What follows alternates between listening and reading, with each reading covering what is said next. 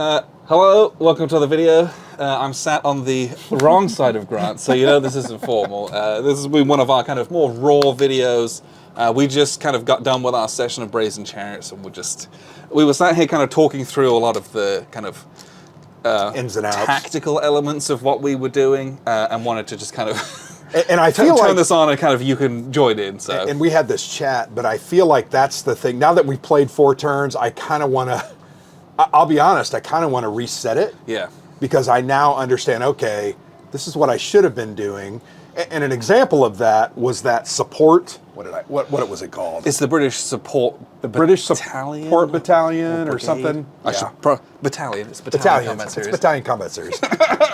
But they're intended to kind of be split up between probably no more than 2 formations, right? Because of the headquarter command range. They got that tight command range, but their units are buddies with each of the other individual units. The other 3 that I have separately down there, so they can mix and mingle without penalty. And I think that's something. That's why I mentioned it would be great to reset it, because I think I completely used them incorrectly. Because individually, the support units are not good. No, they're not. But they are good when they're stacked with others. They can help prevent counterattacks, and it's just fascinating. So that's one. I think the second over here that I've been struggling with the entire game is the concept of is it the 24th Aussies or the 18th? The 18th. So the 18th Aussies, right? They are, they're amassed here. Yeah, and they've got a bunch of units. They're the group that tried to break out of Tobruk. And that's effectively the Commonwealth goal of this scenario, is to get a supply line into Tobruk and make some headway over by Bardia, basically. And it was interesting, at the beginning of the game, I had that choice of leaving those units locked. Yes. Which in essence locked you down, but it also locked me down. We couldn't really do anything, and I had to make that. Why is the Commonwealth get that choice? I don't remember. Because you were the ones. Because the Italians had just basically cordoned off Tobruk and weren't going to do anything. Just milling around waiting for you to starve. Yeah. And so the onus or the initiative is on the Commonwealth player to force that breakout. So you do it when you're ready. Right. So when to do that, I think, is a thing that I now better understand, although I don't fully understand it. Yeah. I don't know when you're supposed to do it, but. I think seeing the effects of it, the decision becomes really important, and like you can do a lot with that for sure. And we talked a lot about part of the game. This is kind of 2 games within one. This scenario, right? Yeah. So and we did Operation Battle Axe and part of Mini Crusader. Yeah, Crusader. This is June. Crusader was in November, and it was this on a much larger scale because this was. Unsuccessful, basically. Right. So they waited. But it's, there's kind of 2 different fronts. There's 2 different areas. You've got in and around Tobruk. Literally nothing on the middle map. Nothing in the middle. Not a single thing. We've got our counter trace here. And then over by Bardia and Solemn, and I can't remember some of the other names. And the Halfia Pass. Halfia Pass. Hellfire Pass, right? Cool. There's a whole little thing going on over here, and there are conditions that must be met so that the Commonwealth wins the game.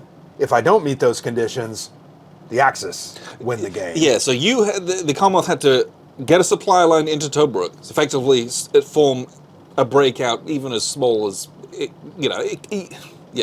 But you also had to take the Hellfire Pass and one of the other objectives. Yeah. That's how you would, and then I had to prevent you, but also not lose Bardia. Yeah. So basically what that forces me to do is not to just run all my units back over here to prevent the Tobruk and sacrifice Bardia. I got to keep both. Yeah. So yeah, it really was kind of 2 games in one. It is two games in one. I like the way it works together.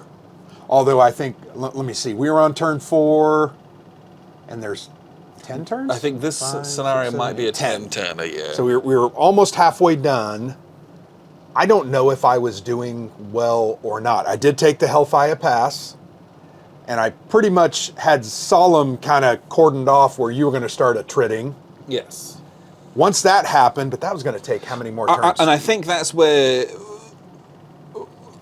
yes, like tactically and strategically, I think you have to run round and starve them off earlier Yeah. instead of grinding yourself against those forts, maybe. Yeah.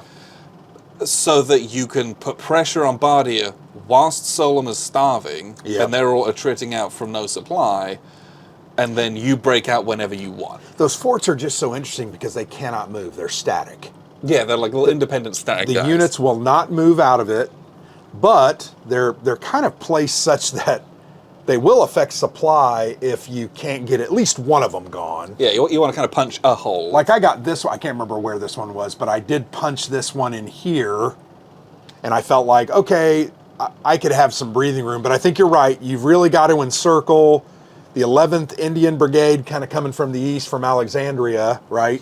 Yeah, and I feel like Those were hard to they're use, but- placed to run right up to that Hellfire Pass. Right. But I think you run them in, do, like what you did, and just kind of use them there to pin the units. Yep. And you drive around the back side of it. Yeah.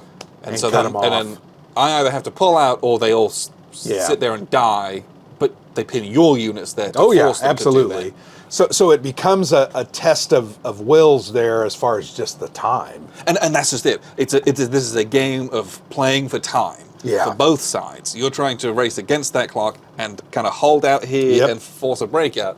And I'm trying to like hang on for dear life over there and then desperately prevent you from making progress here. And we talked about this. The perimeter around Tobruk is, I mean, there's barbed wire, there's fortifications everywhere. But And it's like the layers and layers Yeah. and layers of fortifications. You can fall back 4 times in some Yeah. areas. But I feel like it's the saying. Remember Bilbo in Lord of the Rings, where he was like, "I feel thin and stretched, like too little butter scraped over too much bread." Yeah. I feel like I was covering too much ground with too few units. Although you've only bloodied me in a couple of spots over there, but I was starting to think to myself, okay, when do I shrink that perimeter? Kind of pulling back because these guys are in danger of getting cut off. Yeah. And you don't want that. Because you don't have enough to man the whole perimeter. No, you do not. So I was able to breach a couple of barbed wires where you weren't, and that really forces you to then react to that. Yep. And it's like, cool, I maybe can't exploit that, but it forced some movement out of you, which then maybe freed up a different area. And Yeah. it's that shifting stuff. But then I'm racing against the clock to do that because I want to attack to keep the pressure on you so that this pocket collapses and Yeah. it makes your breakout more difficult or less valuable on the other side as well. What were you trying to do with the Ariete? These formation? guys were swinging around here to Just to bolster. reinforce here. Yeah, I figured that's to what. patch that hole. I went not purposefully. They went very slowly because they're Italians and have a terrible snafu roll in this game. Although you did roll a 12, which allowed them to double activate, And so which was crazy. yeah, they had a full, and then I rolled a 6. That was amazing. So then, but it was also like, if a hole had appeared, maybe they could run in. But Sure. the reality was that I was swinging them around this way. And then that makes it really, really tough to Yes. hold or to punch that Or, hole. or if you do punch, I've got whatever counterattack I can muster out of the Ariete Yeah. division, which Well, like I kept asking myself, do I, these two units, do I try to kind of, run up over here and just kind of push against you to kind of keep that open? But you have a lot of hit points there. But it's also, that's a time thing, right? You Yeah, got to breach. it is. You got to breach the wire to get out. Yep. And then you got to swing around. just That's a fascinating. lot of time. So tactically, I really enjoyed this game. I found myself asking myself, which we do often, what am I supposed to be doing? How am Yeah. I supposed to be doing what I'm supposed to be doing? And that's part of the fun in these games. But I love this BCS system. It is very unique. It is so good. It's just interesting. I think the best part is the snafu roll. The concept of how good is your supply and your level of fatigue and all that stuff combined together, how you're getting your supply. Are you getting it across main roads? Your or geographical tracks? deployment even plays into it. And you have to make that roll. And the better your supply is, the more benefit or bonuses you have. So you're going to get higher activations. But when you start losing some of that and that degrades, you're hoping just for a partial activation, which Yeah.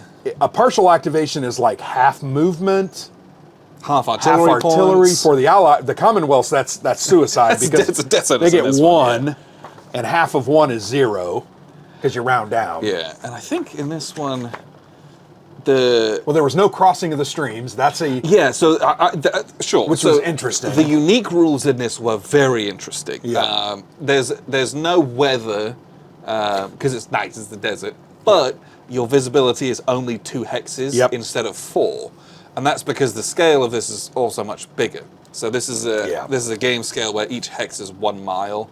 So being able to see 2 miles in a desert, sure, that seems pretty reasonable. But yeah, there's no crossing the streams at all in this. And crossing the streams is a reference to the combat trains. Yes. And Your how supply they're tracing down to your units. If they're all going over the same path, typically that's crossing the stream. Yep. So you're going to gain a negative to your activations because there's just too much traffic. It's too much literal confusion. traffic jam. And in this game, they didn't have that. Yeah. And that took us a while to get used to because we're so used to the other games we've played. Where worried it's about so that. punishing. Yeah. Like, because, if you cross the streams, you get a -1 to your snafu. And that doesn't sound like much, but it is a over lot. the aggregate of a game where there's this many activations, huge impact. And it's almost as if Carl and the other team knew what they were doing mathematically, right? So the snafu table, if you look at it, you're rolling 2d6. Typically, you're going to be no more than, say, +1. More often than not, It's a straight roll. a straight roll or some negatives. Yeah. 7 or more passes on 2d6. You know how hard that is to roll consistently? Yeah. Let's just see. So 7... Nope, I got it. I drilled it. But seven's average, but It's just... you're so often having those negatives, you're almost partials are going to be a huge portion of the game. And I think this is something that I've thought about just today whilst we were playing this. I think the key to this game is the key to a coin game, where in coin your plan has to be what does 3 limb ops look like for me. Mm-hmm. In this one, what does 1 or 2 partials look for me? Like you should really be playing 2 partial activations because that's the most likely thing that's going to be happening to you. Yeah. If you get a full, great. Yeah. Bonus. But I think every time I rolled, I was assuming I would not get a full activation. yeah, you almost can't bank on it. No. And like some of your guys who are in a good position, they're still fresh because you've been lucky with those fatigue rolls. I felt like you were very good at the fatigue rolls. Oh yes, game. I was. If you look at my formations, I think I have 1 fatigue up there. A couple zeros, you have 1. That's amazing. Down here, I think I have... You have 3 fresh. 3 divisions. fresh, and we've been playing for 4 rounds. That's insane. Which is wild. That almost never happens. And your guys that are fresh are because you're not doing anything with them. Yeah, those are static. They're the ones up there in the north. But the concept of the snafu roll is my favorite part of BCS. I think it's really, that is the core, that's what the game is, right? Yeah. Because everything that feeds into it, combat trains, the supply, the positioning, mixing of units, which you're not allowed to do, we shouldn't do, all of that stuff, the snafu roll forces you to think about those things and plan for them and do them, and then you get to do the roll with hopefully what you've set up for as much success as you can try to get. Yeah.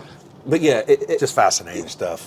I think that snafu roll and everything that goes into it is such a driving force in the game that you're constantly thinking about that and the effects of it, and it's such, I don't know, it's so much in the forefront of your mind when you're planning and strategizing. Yeah. Compared to other games where it's like, I move on my guys Yeah. and then I shoot all my guys. There's nothing wrong with that. But No. this is such a different way to think about it. And what that presents to you is all these other things in a much different focus than you get in more more traditional systems. And it's really, really good. Yeah, it is. It's complex. Yep.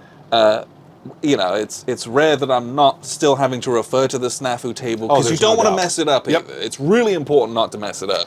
I feel like I had to refer to the DRMs and modifiers every single time I made either Agreed. a snafu Agreed. roll or a combat roll. And it's not that it's overly complex. There are just some subtleties there that you really got to pay attention to. Yes. Like how many times did we mess up, or I think maybe I did, because I think a couple of times I kept taking one away from myself. In the combat modifier table, attacker only, there's that -1 for attacking formation has prepared defense. How many times? I swear to you, Alexander, the first 2-3 turns, I think I was adding that every time into my Like attacks. you were subtracting from yourself Every time. when you were attacking into a prepared defense. Yes. But that's yeah. And I remember thinking, that doesn't make sense because they're adding up my totals. But, so that screwed me up, I think, for the first couple of turns. But I found I had to go through that. The other thing I love about the combat is there's the support unit concept, the suppression There's a mission lot of for different artillery. types of attacks in this too. Yeah. Which is Or the engagement. What did you call that when the Matildas were just shooting? attack by fire. Attack by fire. There's so many choices, and you've got to make those right choices because you're concerned about one thing. I'm not really concerned about winning the battles. I'm concerned about doing wounds to you. That sounds stupid because to do a wound more often than not, you got to win the battle. Does that make sense? Yeah. But I was more concerned about just getting wounds on you because you only had 2 or 3 wounds you could take and then you're dead. And I'd rather do that than banging my head against the wall. That part of this game was also fascinating, right? Like I had a bunch of weak units over there because my lines were stretched, and a lot of good units over here. And then you conversely had the opposite. Yep. A lot of big numbers. Yep. And then a lot of small numbers in places. I shouldn't say good units. It's number of baggy body bags. But that makes a massive difference. It does. Especially in this one where there was so much key terrain with all the fortifications. And a lot of exchanges. And so in the key terrain, you have to take a loss and you cannot retreat. You're not allowed to. That was something that was very different compared to both Baptism by Fire and Arrow Court. Yep. Where it was like, there was, you do an attack, you move back, and then you move back up again. Lots of retreating and stuff. But this one is like very in fact, static. I think we had one full retreat in the whole thing. And there was one over here, maybe 2. Not much though. I don't know. So you jumped my HQs. So that was different. But yeah, all my guys died. That was different. That was very different from those other games. Yeah, that was very interesting. Yep. But it's even especially around Tobruk. Again, there's so many layers of fortification. It's almost always going to be that, which made this game feel much more attritional than the other ones. Because I think the other ones, you do a hit, you want to do the retreats because the system is normally all about positioning. And if you can get them to retreat, it messes up their blobs, and then they are all mixing. They're blobs. Yeah. Remember, a blob is kind of a general area that your units are bounded by the location of your unit. Yes, so all of your stuff except your combat trains. It's just kind of this AO that you're working in. And if you mix those, penalty to your snafu, right? And so in this one, and keeping those not mixed is very challenging. Yeah, this was very different. I think it's very challenging for the offensive player in the game. It's much easier to do that defensively. But again, in the other ones where you're retreating a lot, all of a sudden your formations are like on top of each other trying to retreat, which is really bad. And then the battle kind of spirals because now they can't get snafus, and then it kind of this felt very different to that with all of the key terrain. The other comment I would have about this system that I truly, truly love, we like chit pull, right? Yes. There were 15 chits there? There's 15 different formations. 19. And 2 of those were added, I think, as reinforcements in turn 2, if I remember correctly. One was in turn 1, technically, and the other one was in turn 2. Okay. But it's chit pull. But the thing I like about it is you have the roll-off at the beginning, the initiative roll. Yes. And the winner of that gets to choose any single formation in the cup. Yeah, you pick one out. You pick it out, and you get to go. And I'm telling you, that was pretty key. It was way more key than I thought. I think at first I wasn't really concerned about it, but I'm like, that's very important. Because if you're out of position to get back into position, if you need to take advantage of something before that can change, you have got to go. I really like that. I just played one other game that had that. I think I can't remember what it was, but this isn't the first game where that particular mechanics come up, and I also really like it. Yeah, it's just different. It makes that, because normally chip pull is like, okay, what do you get, and that's fine. That's why we love chip pull, but I think when having that little initiative, because when you win that initiative roll off, you have to go. Yeah. You can't cede it to the other player, which I also like that too. Like you have to go, and but you get to choose. And I think that's just a neat little bit of flair within the chip pull system that like it's fun. It adds an extra little layer of like, do I care about winning this? Do I not? Oh, I won it. Yeah.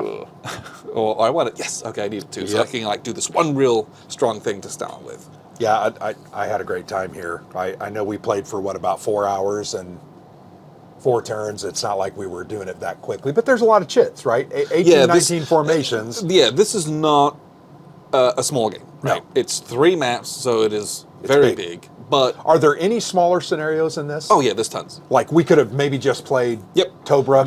There's a number of 1 mappers and a number of 2 mappers. Okay. But I felt like I'm glad we did the whole. I wanted to do a big one because yeah. we do a lot of those smaller scenarios from time to time. It's like, well, let's do it. Yeah. And this was a game that we did in our dust off, right? When did this come out? I want to say it was 2019, if I remember correctly. Yeah, 2019. That's what it says on the box here. Oh, and I think the other thing is we've got the... I have to remember where I got them from. Everyone's going to ask. So we have these formation sleds. And there's one for every single formation in the game.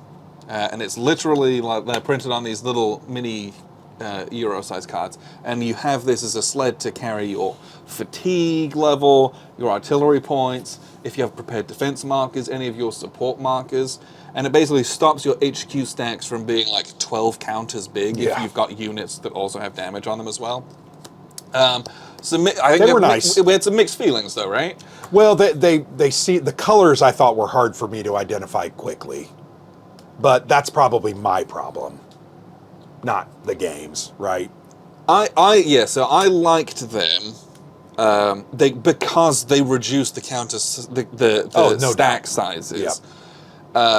But this is also a game where there is a lot of empty space on the board, and it's big enough where we can kind of lay those out, and it doesn't impede the play space. Nope. I think like there's something like Aracourt where it's 1 map. Yeah, these would have been. There's not as many formations. You kind of don't need them because they're also the bigger hexes and the bigger counters. These are the really small. Didn't we buy counters. them for Aracourt though? We did because there was a set that had them all.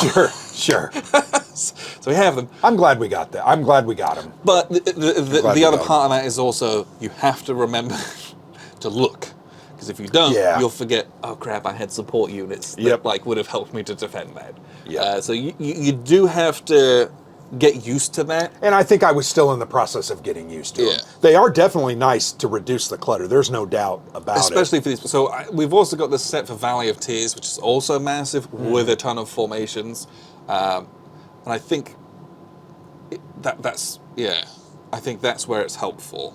I think in the smaller ones, maybe you could go without them. And I got them from some website that's called like printingmagiccards.com or something. It's put it in the notes on the bottom. Makeplayingcards.com. Yeah. Okay. I think so. I think my kid just got home. Okay. So I think we pretty much covered everything we wanted to. We'll do a full formal review. Yeah. But thanks for sticking around.